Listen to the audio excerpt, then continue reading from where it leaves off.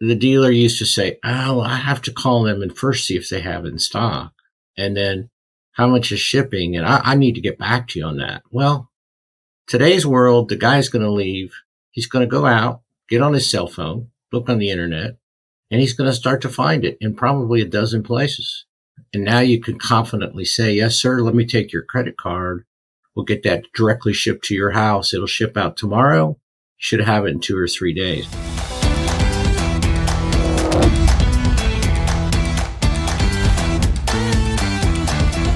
We've seen a lot of changes in the way heavy-duty parts are distributed.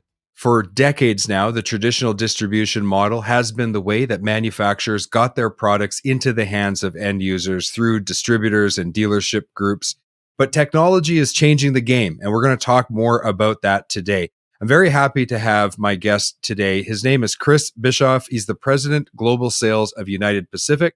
Now, Chris has been in the heavy-duty industry for over 16 years. He's helped thousands of distributors, dealers, and retailers and e-commerce sellers experience sustained double-digit growth. I think when we're trying to put a digital sales channel together, as a company, we're looking to sell more product, of course, but we're also looking to make it a great experience for our customers and give them what they actually need. So let's talk to Chris about exactly how to do that. Chris, welcome to the Heavy Duty Parts Report.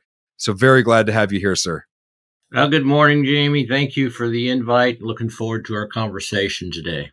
So I wanted to talk to you about the trend of drop shipping. Let's kind of start with the history of it. Like, when did drop shipping even become something that was a reality for the heavy duty industry? How far back do we have to go before we can find a time when drop shipping was possible?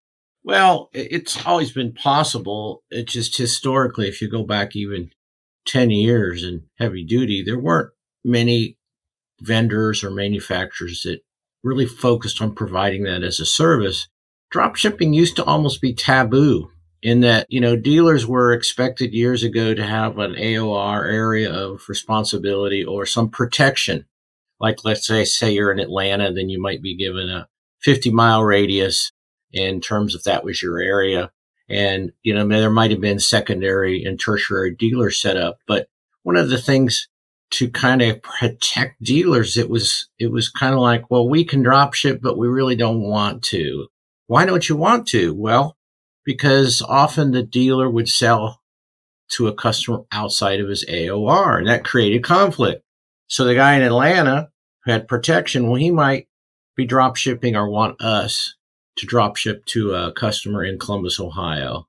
And the Columbus, Ohio guy may find out about that. So years ago, drop shipping was kind of taboo. It was offered kind of as, well, we can kind of maybe help you, but it really wasn't mainstream. And that was kind of the old school thinking back then. And as you mentioned in the onset, the way people access and source products, both wholesale and retail, it's completely changed and entirely.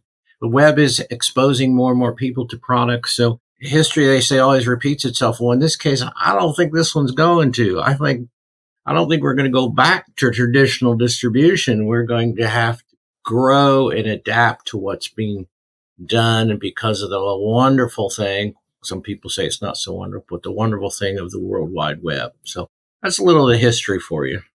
Yeah. And, as you were discussing or describing the dealer situation, it made me think of the aftermarket side. So twice in my career, I was a sales account manager for national distributors, and we had our corporate stores and we also had our associate stores, and we all had our territories. And yeah, it caused a lot of conflict if all of a sudden one of those associate members started dumping brake shoes or a transmission or something into our area, because that was viewed as taking a sale away from the corporate store. So I think that culture has been, or that viewpoint rather, has been present in both the dealer side, the OES side, and the aftermarket side. Yeah. And, further, the wholesale sellers like ourselves, we would always come up with excuses. I can remember years ago, we'd get dropship orders and it was painful. We were used to pulling pallets, shipping pallets, and one dropship order to come in. It changed the whole way we had to respond. We had to stop the train. We had to let the guy out to go pick one product, manually put it in a little box, How do we price it on shipping? It was just, we were so against it that we just discouraged it almost. And of course, dealers would say, well, I really need to drop ship this. And I can remember our CSR saying, well, we're going to have to charge you all kinds of freight and we're going to charge you all kinds of fees. So we were disincentivizing a dealer to do that. Of course, now, if you think that way, you're going to be 10 or 15 years behind in everything, because that's not how you got to look at it now. So, well, and I can understand. I mean, I used to work at a manufacturing company, and I understand that you have things set up and to ship in bulk and to ship to your customers who have warehouse distribution centers, and then they're responsible for breaking that order up and sending it out to their locations. The whole idea was, let's get the inventory on the ground near the customer, but it's impossible to get the complete inventory for an area. You're always going to have about 20% of the orders coming through stuff that you don't have in stock at the local level. And when we think about things from terms of like, well, it's inconvenient for us or it's more expensive for us, what we're not doing is we're not thinking about the actual customer and their experience and their situation, right? Because if they've got a truck down and they're relying on that truck to feed their family, they don't really care about your inconvenience. They just need the damn part.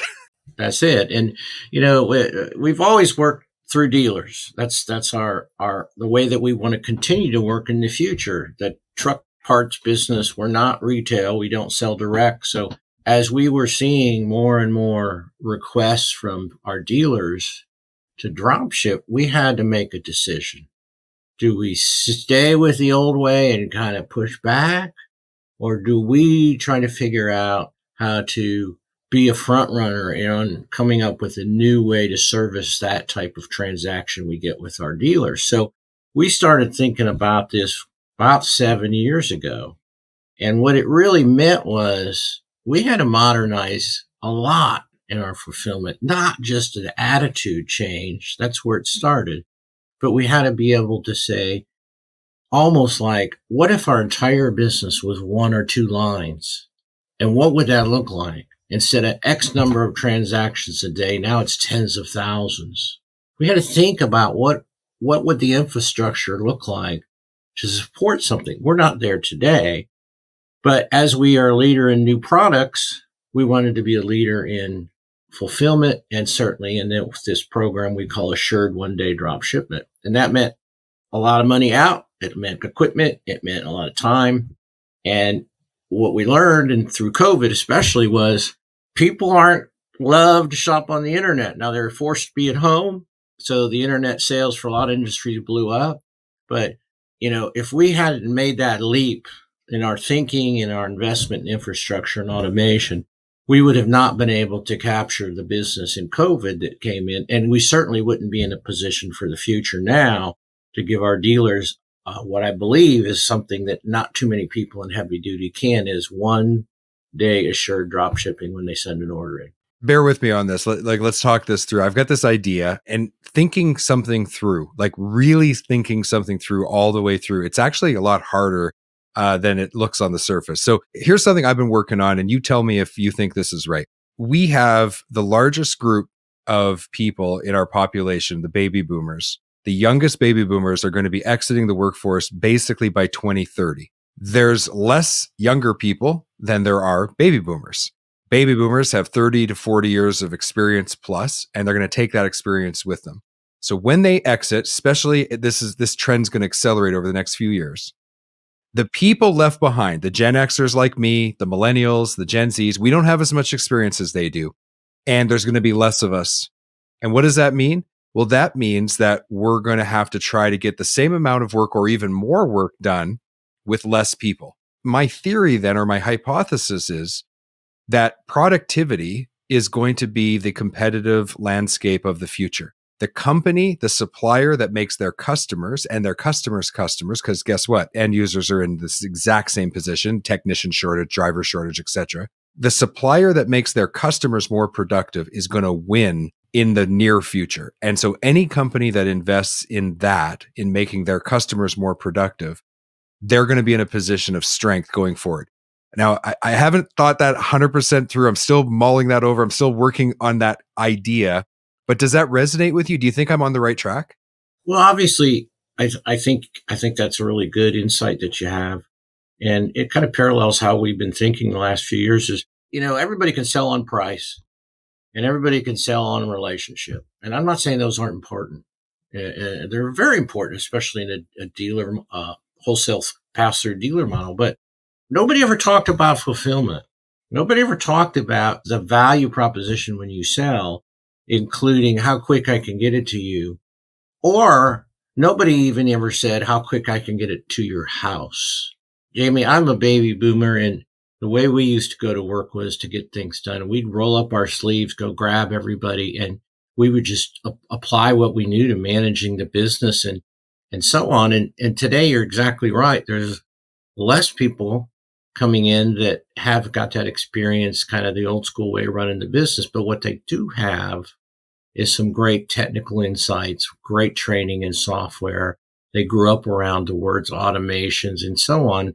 Even though there's less of them, they're going to bring this different skill set, which I think aligns very, very well to creating productivity and then going to the dealers and explaining to them what you now have as a service, a modern day service, if you will. Kind of sounds funny, but is the ability to be their service arm, to take their order and to deliver it on their behalf. And the second part of that, of course, is now you can sell, instead of 2,000 of my items, because that's all they could stock, they could sell 12,000 because I'm going to help them ship the other 10,000 that they don't have room to stock. So you're exactly right. It's not about price or relationship as much, even those are key in any business transaction, but it's about fulfillment. And I can be a productive service arm for your business, all behind the scenes. I'm not trying to be you. I'm not trying to take your brand or take your business. I'm here to service your customer in a way that you would expect. 1-day delivery, you get the tracking number, customer gets his package 2 or 3 days later. Your dealership gets a great reputation and everybody wins. What do you think about this, Chris? I also have this idea that in order to be competitive in this business and actually have a value proposition, you can't put forward what I call barriers to entry into the business as if that in some way differentiates you. So let me explain. If you come to someone and say, hey, we have experience, meaning we know what we're talking about.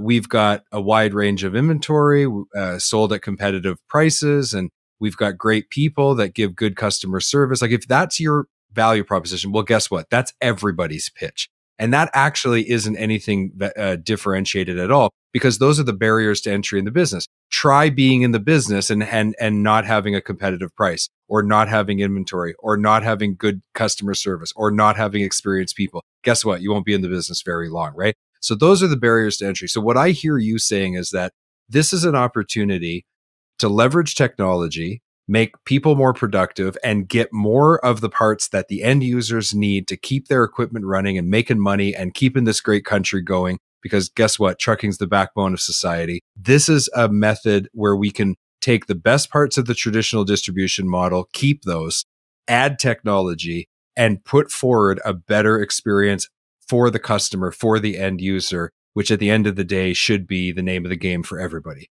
Do I got that right? Yeah, you're hitting it spot on for sure. I mean, think of a simple transaction. A driver goes to a dealer, whether it's a brand dealer or an aftermarket chrome shop. In our business, we call standalone retailers chrome shops. And he really wants XYZ product from United Pacific. The dealer used to say, oh, I have to call them and first see if they have it in stock. And then how much is shipping? And I need to get back to you on that. Well, today's world, the guy's going to leave. He's going to go out, get on his cell phone, look on the internet, and he's going to start to find it in probably a dozen places. So we had to be able to kind of say to the dealer, you've had that happen before, right? Yeah, I have. Well, what if we could give you a program that would not only just ship that product, but you could have online access to whether we had it in stock that day? How cool is that? Because now with confidence, you could say to the guy, He's ready to buy, but instead of say, hold on, I got to call and check, you're right there. You dial up our dealer portal, you check online, you see your price. So you know that because sometimes you got to look at the price tag. You see we have it in stock.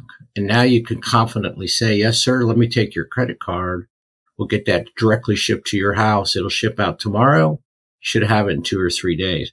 So the whole, as you talked about differentiating yourself, becomes truly a unique experience for the end user. It becomes a catalyst to capture higher sales and grow end user confidence. And often, if you're doing that and somebody else in town isn't, you might be taking that guy's customer. So it really, I'm all about competition. Set somebody up next to me is going to give me more fuel and more fire, but give me tools to run. So we want to give the dealer tools. We want to guarantee this 1-day shipment. And you're right, productivity and shipment and how fast. Those are the first words out of my mouth when I sell. It used to be, hey, I'm selling for 30 years. You've been buying from 30 years. Let's go to lunch and talk purchase order, right? Or, if you buy 500 instead of 1,000, the price is this. But if you buy 1,000, the price is that. I'm not saying those don't come up. That's not the lead in for us anymore. We have to lead in a different way. Yeah, no, this is absolutely right. And to your point, it's not just the loss of a sale on one part, but the minute that they go to somebody else, chances are they're going to buy other parts from that person too. Because if they have a great experience and it goes really well and they get the part really fast, where are they going to go next time, right? Productivity, again, time is a sweet, precious resource for everybody, and they're going to hit that easy button every time. We're going to take a quick break. We're going to hear from our sponsors. And when we get back, we're going to learn more about your company and what you've been doing. So we'll be right back.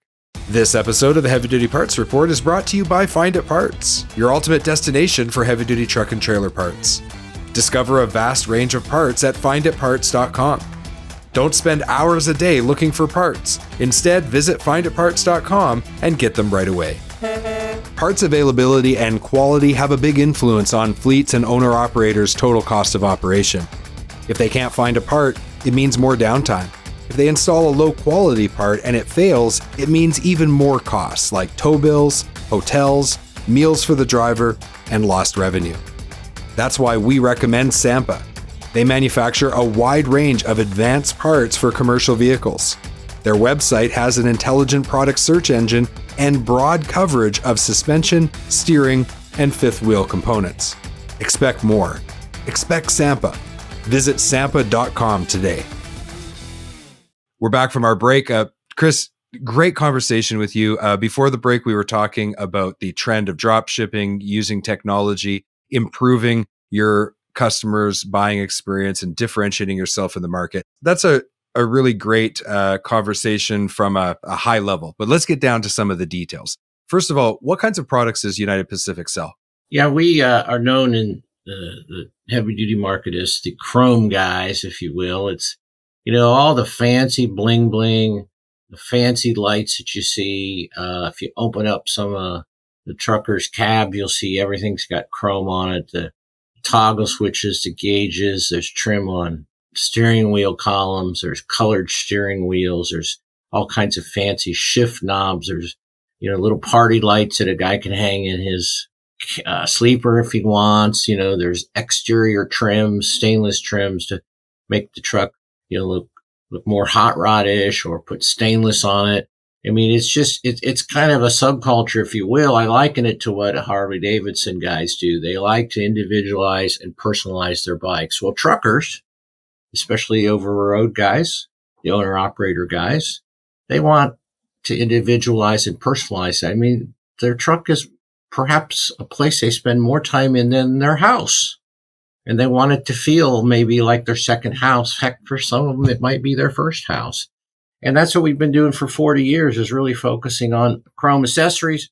The last few years, we focused on bringing other things like collision replacement parts and more practical neat items like mud flap hangers, replacement bumpers, those types of things. Because once you build a base of dealers and you build a brand and you have a reputation for service and having our 95% fill rates, then that dealer wants to reach out and maybe source other things from you. So we just were able to leverage that relationship. And this huge network of dealers adding more stuff. And, that's kind of what we do year after year, add more stuff, fulfill faster, add more stuff, fill faster. And now with dropship, it's fill faster on onesies and twosies, right? Right. So, So I think people who aren't familiar with the trucking industry, they don't really realize, especially from the owner operator's perspective, how much pride people take in working in this industry, right? And if you're not part of the industry, maybe that's invisible to you. But I know so many people in the industry, they take a great deal of pride in what they do. And if they're a trucker, they want to make their truck, like you said, feel like home, and they want it to be an expression of who they are. And so I think that's what draws people to your product category. Let me ask you something. We talked to owner operators. They would probably be your like most ideal customer because they're ones that have complete control over their truck. When it comes to the steps that you took over the last few years to shift your business model, you mentioned like automation and stuff like that. Could you tell us a little bit about what steps you practically took to change your operation and just give us a little window into what it actually felt like to go through that process? well, it felt very overwhelming at first because we weren't sure. It felt often like, are we doing the right thing? Because we're investing more money in the fulfillment. I mean, warehousing never used to be fancy. Warehousing never used to be something you worked on. Warehousing was just necessary. Four walls, pallet racking, shelving, and a forklift, right? That's all you needed. You didn't have a lot of min max. You didn't have a lot of cycle times for picking. It was like if you got busy, you just throw more people at it, right? And it was never looked at as like if you were building the next jet engine, you wouldn't just throw aluminum and some wiring and some whatever at it. You would look at it from a scientific standpoint. How do I make this work and have measurables on performance, measurables on people can be held accountable to? Some of the things that we do in other aspects of our business, we weren't really doing in warehousing. So we had to really think about, how do we get this done? Well, the first thing we had to realize is we're not going to do it on our own. We need to bring in some professionals. We need to bring in engineering people that focus on this. So we engaged a company that really helped give us options. They studied what we were doing and they made recommendations. And that was almost a year process in and of itself. And then that allowed us to develop kind of a budget, phase 1, phase 2, phase 3, and all in mind with how are we ultimately going to go from X number of transactions or lines to tens of thousands of lines. How are we going to do that? Now, here's the catch. All within the confines of the warehouse that we currently have, right? And in California, you just don't go out and find warehouse space to build. It's not there. That's right. If we were in the middle of Indiana, we could just hire Joe guy to build a pole barn and keep building our warehouse. But we had to do this all within the four walls that we were operating in. So we had to be really smart because to grow, we needed to figure out how to get faster, better, have measurables to judge ourselves, but to know it was working. So, that's kind of how we get it. It took about a year of planning, took about another year and a half to get the automation put in. Special software had to be written, a WMS. We had to adapt. That was a nightmare right there, the WMS, but we got through that. And as it turned out, it's in one of our videos on YouTube, so I could talk about it, but we call it a vending machine. It's a self-pick automation machine. It's 330 feet long, 35 feet high, has potential for 30,000 pick bins in it. And it's got 13 robots inside of it that are all timed with the WMS and the software. It allows one operator to pick 4 different orders simultaneously. Usually one operator would be able to, in a traditional way, only pick one order at one time. Yeah. All right.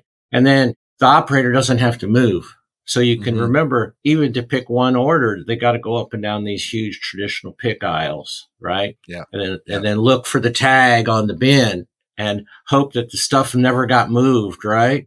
And then put it in there, register it, and go down. So in the time it takes 6 people to pick one line, we have one person that could do that same amount of work and not Incredible. move. Literally, they stand there at their station. The robots are delivering, and all they're doing is taking the item here, touching the light, boom, and then 4 boxes hit the conveyor when that's filled, and then it goes over to consolidation and over to pack and then out. But yeah, it was a good project. Tell me a story of how once you got this up and running, it had a positive impact on one of your customers. I'll tell you a customer that wasn't quite a customer, and this is a cool story because we had been talking to this customer, and they even brought up that if we did business together, they would want to know how we would handle dropship. And we weren't quite to the point with the automation that we are today. I think we just had got it going, but we weren't ready to go out and blab a big story about, hey, come join with us because look at this. We were still kind of getting the bugs out of it, so to speak. All right. You're still in the crawl. Yeah, you mentioned a crawl, walk, run. So you're still at that crawl or maybe just at the walk stage. you weren't running yet. Right. But we told the customer, hey, we're all primed for this. If you're ready to go, we're ready to go, and in my mind, I thought, okay, well, he does it and puts all of our products up on his website. What's he going to send? A couple orders a day? All right. Well, we've been doing a couple a day the old fashioned way. And even if he sends 10, we'll be okay. Right. So he decided to literally turn us on. And I think something crazy in the first couple hours, 22 orders came into his website. Something like that. I forget what it was. And I think on Sunday, he messaged us or messaged the rep and said, you better call United Pacific. I don't know if they're going to be ready for this. And luckily, all of that work we had done prepared us, and we handled that, and we continue to handle that business today. Of course, we have adapted. We could do a whole lot more than that. But that was kind of just like you go outside and it's a gloomy day and you're wondering what's going to happen. All of a sudden the clouds break and the sun shines on you, and it's an aha moment. That was a real aha moment for us that we were on track to be doing the right thing for the future. You got to be good to be lucky and lucky to be good sometimes. So that's a good way of saying it. Well, you've been listening to the Heavy Duty Parts Report. I'm your host, Jamie Irvin. We've been speaking with our guest today, Chris Bischoff, the president of global sales at United Pacific. If you want to learn more about United Pacific, visit upauto.com. Links will be in the show notes. Chris, it's been a fascinating conversation. Thank you so much for being on the show. Love having you with us today. Well, thanks for your time. And, maybe we could do this again in another few months, but appreciate it. And, everybody out there, thank you for your support on the brand. Make sure you ask your local dealer about United Pacific. I'm sure he can help you out. So thanks, Jamie.